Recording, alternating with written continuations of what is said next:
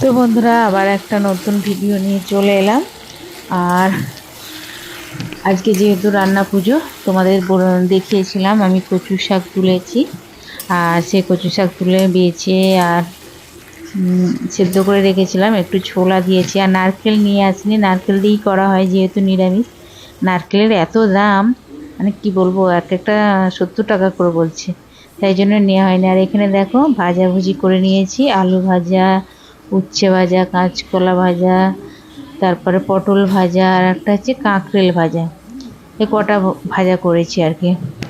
আর ডাল, নারকেল ডাল হয়, নারকেল ডালও আজকে হয়নি, কেননা নারকেল নেওয়া হয়নি।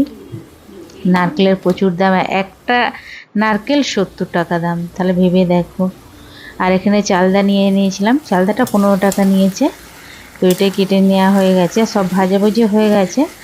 আর ডালটা এইটা হয়ে গেলেই আর আমি চাটনিটা করে নেবো। চলো সবাইকে গুড নাইট।